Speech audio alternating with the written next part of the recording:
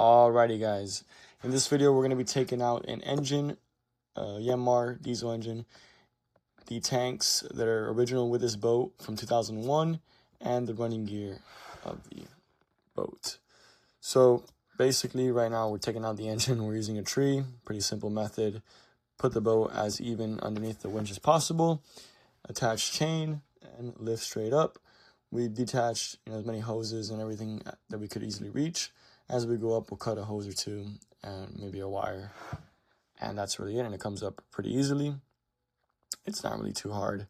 We did remove a bunch of stuff probably the day before just to help it out. Some of the heat exchangers and coolers and stuff like that.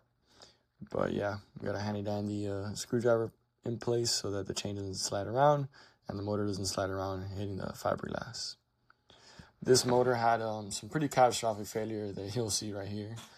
And somehow it looks like the water pump, probably bad gasket or just messed up water pump, basically was bringing salt water onto the block at the bottom there and created a hole just by rusting it away.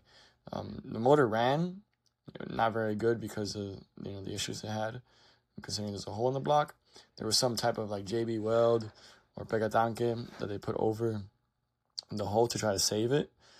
But whatever, it's pretty much toast. You can see that motor mount right there just rusted. No return there. And here we are just trying to balancing it. And there's a closer look at the issue at hand and what was going on. We basically took it apart later and tried to take off as much of that JB weld. And yeah, it wasn't looking pretty.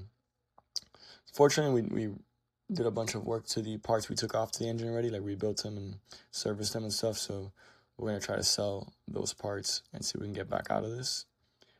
But yeah, that's pretty much it. The transmission's brand new, so that's a win. Save some money there. Always good. The water tank to the right there was loose. And yeah, here we go. The engine's floating up, just slowly cranking it away. And there we go. We drove the boat past the motor. Now we're lowering it back down. Yep. This is us grinding it away. The shaft and the coupling. Basically, sometimes people take this off first because the motor's weight will make it easier to come off. But we had a puller, so it made it a lot easier. There you can see the rudder. And now we're taking out the tanks. Tanks were pretty much toast. They had holes in them and everything.